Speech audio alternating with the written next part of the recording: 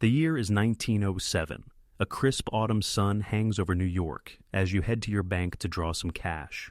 Only, a guard at the door blocks your way. You ask why. No one answers. Inside, ledgers slam shut. By afternoon, you learn the unthinkable. You are barred from touching your own deposits, not a penny. This was daily life for thousands during the Wall Street panic of 1907, a shock kindled by two men most people had never heard of, men convinced they could bend markets for a fast fortune. Their gamble detonated, and within days credit snapped, call money rates vaulted from single digits to triple digits, and fear soaked the streets. Stocks on the New York Stock Exchange tumbled toward half their former worth. Commodities sagged more than a fifth. Bankruptcies mounted by double-digit percentages. And in the center of this storm stood Augustus Heinze and Charles W. Morse, ambitious, ingenious, and catastrophically reckless. To see how the fuse was laid, we need to look back a year earlier, when the American economy was already wobbling. By the way, if you love money, subscribe to the channel and give it a like. Now, let's continue.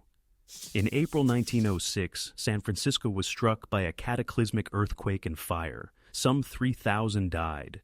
The losses reached roughly $400 million, well into the tens of billions in modern terms. British insurers owed enormous payouts, and the gold to satisfy those claims drained from London. The Bank of England raised its discount rate. American financiers, tethered to global bullion flows, tightened credit in response. Money thinned out. Banks nursed their reserves. Businesses stalled. Into this brittle setting stepped our two protagonists. One battered but audacious copper speculator, the other a polished magnate who had made an empire from ice and influence. Both saw openings where others saw danger. First, meet F. Augustus Heinze, one of the so-called Copper Kings of Montana. Heinze had become famous for fighting the Amalgamated Copper Combine, a trust tied closely to Standard Oil. He was not a crusader for fair play. He was a tactician who turned statutes into swords. In 1895, he acquired the Rarus mine, cheek by jowl with Amalgamated's claims, then pressed a two-front war jury-packed lawsuits above ground and aggressive tunneling below. His crews drove drifts under neighboring lines, broke through, and hauled away rich ore worth over $1 million. He then wielded Montana's apex law loopholes to argue that veins followed his shafts, not his rivals. A friendly judge, William Clancy, routinely stamped rulings in Heinze's favor. For a time it worked. Amalgamated looked cornered. Investors watched, fascinated, as a single operator bloodied a giant. The duel, however, cost a fortune in attorneys and injunctions. Momentum turned. By 1906, Heinze sold out, retreated from Butte, and relocated to New York in search of the next score. There he intersected with Charles W. Morse, a man whose nickname, the Ice King, barely suggested the reach of his ambitions. Morse had started young, flipping responsibilities and arbitrage into profit. As a teenager, he persuaded his father to pay him to keep the books, then quietly hired someone else for less and kept the spread. In college, he locked in contracts to ship Kennebec River ice to the sweltering city, and on the return legs he packed lumber and coal, extracting profit from both directions. By the turn of the century, he had, on October 15, 1907, consolidated most of the East Coast's ice trade into the American Ice Company, capitalized at tens of millions. With that beachhead, he reached into finance, taking control of the National Bank of North America and the New Amsterdam National Bank, buying a large stake in Mercantile National and cultivating influence across trust companies and insurers. He played the city's credit circuits like an organ. Morse recognized in Heinze a kindred kind of audacity. With Morse's backing, Heinze gained positions across an astonishing grid: multiple national banks, a suite of state banks, several trust companies, and insurance outfits. Their alliance turned potential energy into kinetic risk. Together, they greenlit a scheme conceived by Heinze's younger brother, Otto, a short squeeze in the shares of United Copper Company. Here's the idea Otto championed. He believed that many traders were short United Copper, betting the price would drop. If the Heinze Circle could corner available shares, shorts would be forced to scramble for stock to deliver, driving the price vertically. The profits, on paper, looked immense. But paper profits depend on reality complying. To execute, the plotters needed deep pools of cash. They found it at the Knickerbocker Trust Company, whose president, Charles T. Barney, had past ties to both men. Trust companies were crucial conduits in Wall Street's plumbing, lightly regulated, holding slim cash reserves relative to deposits, and ready to extend large overnight loans to brokers who, in turn, bought securities and used them as collateral for call loans at national banks. The machinery worked until it didn't. Otto misjudged how much United Copper the clique could truly control. Opponents sourced shares from unexpected corners. On October 15, 1907, the squeeze inverted. United Copper collapsed. Rumor metastasized into panic. In the following days, depositors learned that the Knickerbocker had been a money spigot for the Heinze Morse ventures. Quiet withdrawals swelled into lines that wrapped city blocks. On the morning of October 22nd, crowds besieged Knickerbocker's marble headquarters. Tellers shoved stacks of currency across counters as fast as hands could move. Roughly $8 million left by early afternoon, and then the trust its coffers exhausted closed its doors. They would not open again for months. Newspaper front pages tried to soothe nerves. The New York Times and the Wall Street Journal insisted that the clearinghouse stood ready, that liquidity would be marshaled, that the system was sound. But confidence is a shy creature. As Knickerbocker fell, suspicion spread to other trusts. If one pillar could crumble, why not the next? Banks that had advanced funds to firms tied to Heinze and Morse called in loans and hoarded cash. Brokers dumped shares to raise money. Call money rates, what brokers paid to borrow for the day, shot from around 9 or 10% to levels that graze 100%. At moments, lenders simply refused to quote at any price. Without credit, payrolls were missed, inventories went unsold, and companies toppled. The exchange sagged toward a 50% drawdown. Commodity indexes sank more than a fifth. Failures, commercial, industrial, personal spiked. Unemployment, once low, surged toward the high single digits as factories shuttered and offices thinned. Amid this freefall, there was no Federal Reserve, no statutory lender of last resort. The United States had weathered crises in the 19th century by improvisation and private cooperation. In 1907, the burden fell on one towering figure, J. Pierpont Morgan. Morgan convened financiers in his library on Madison Avenue, a vaulted room that would become a crisis command center. He summoned presidents of banks and trusts, railroad barons, and clearinghouse leaders. The message was blunt. They would not leave until a plan existed. Under gaslight, through the night, they argued over who would contribute and on what terms, balancing self-preservation against the danger of a general collapse. By dawn, deals took shape. Morgan organized a lifeline for the Trust Company of America to quell a run. He rallied a subscription of roughly $25 million of call money to prevent a total seizure of the stock market and engineered a purchase of municipal bonds so the city of New York could meet payroll.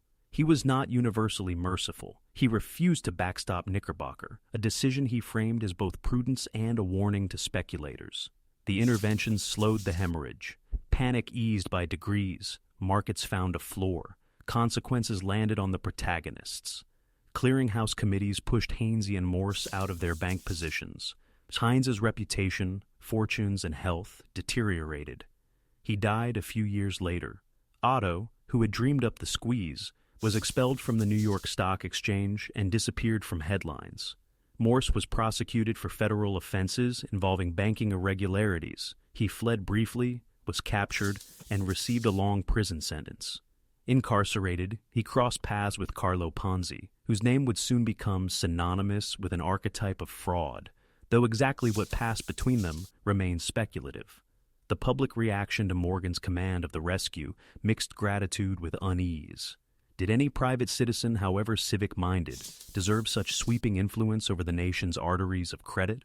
Congressional hearings probed the money trust, mapping webs of interlocking directorates and concentrated power. Out of that scrutiny, and out of the memory of the 1907 convulsion, grew a movement for central banking reform. In 1913, Congress created the Federal Reserve System to furnish elastic currency and to act, in extremis, as lender of last resort functions that, in 1907, had rested on the shoulders of one financier and a network of ad hoc pools. A century later, the rhyme would be unmistakable. In 2008, shadow bank conduits and gigantic investment banks froze. Lehman Brothers' failure echoed Knickerbocker's downfall, an institution outside the safety net, collapsing and transmitting shock through counterparties and money markets. Emergency support for Bear Stearns resembled the earlier rescues of vulnerable lenders. Where Morgan had marshaled private capital, the modern response fused the Treasury, the Federal Reserve, and Congress. The aftermath brought new laws, the Dodd-Frank Act tightening oversight, testing resolution regimes, and attempting to push risks into clearer daylight. Different eras, similar physics. When leverage meets uncertainty, a spark can become a conflagration. The Panic of 1907 thus stands as both cautionary tale and origin story. It exposed how brittle confidence can be when liquidity is thin and governance is fragmented. It showed how lightly regulated trust companies, operating with low reserves and heavy linkages to broker loans, could amplify tremors. It revealed how charismatic operators, buoyed by success in one domain, can overreach disastrously in another. Most of all, it taught a lesson still relevant today. In finance, unchecked ambition and opaque interconnections do not merely risk individual fortunes. They endanger entire communities.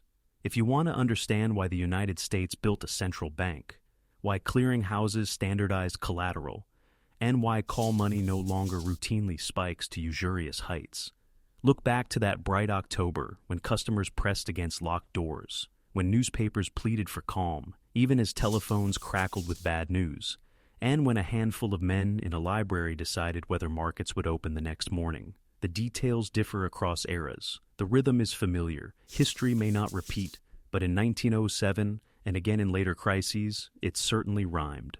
To grasp why trust companies sat at the epicenter, consider how Wall Street's daily funding chain worked. Brokers bought stock largely with borrowed money.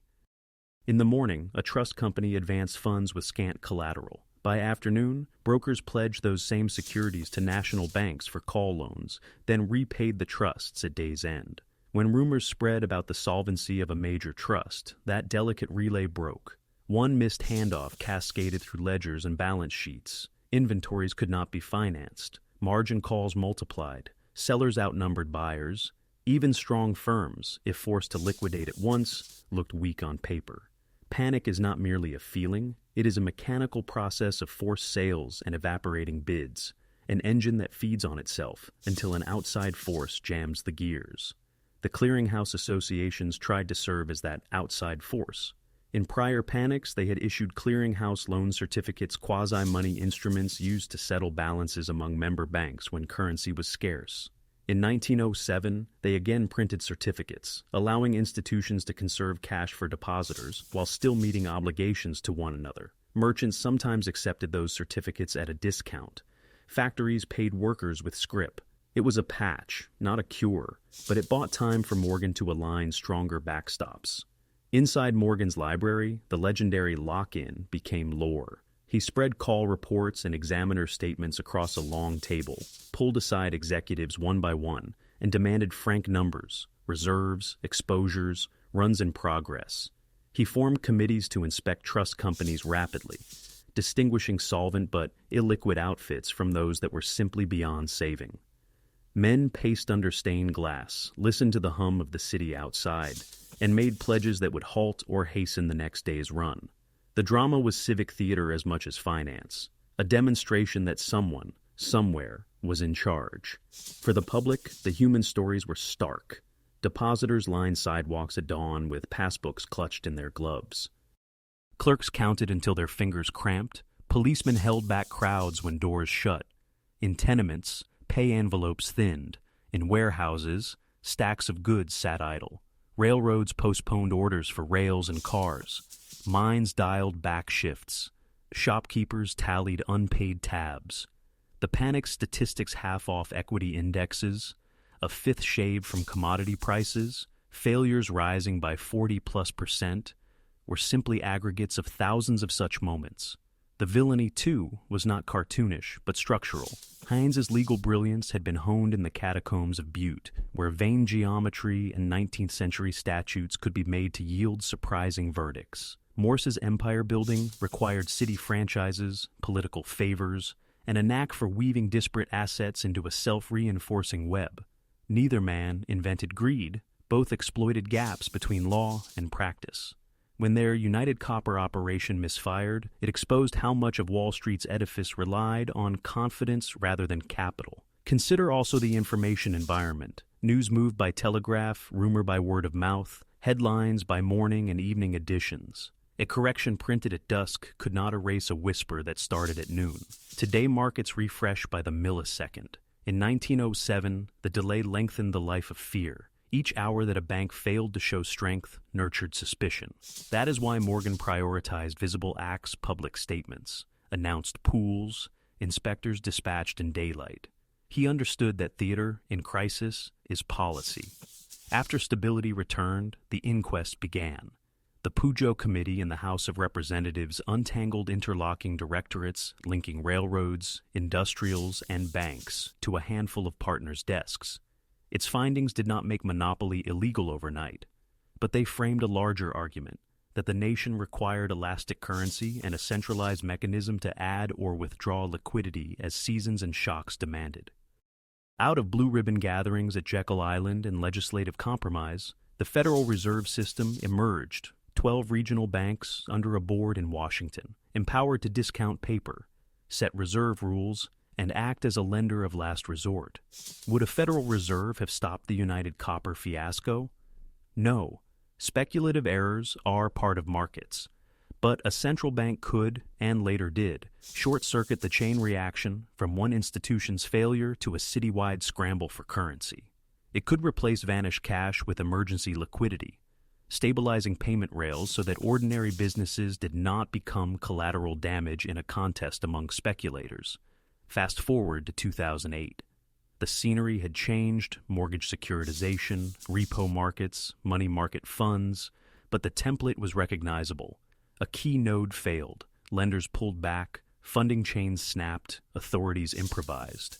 Where Morgan had locked bankers in a library, modern officials convened in war rooms and video bridges.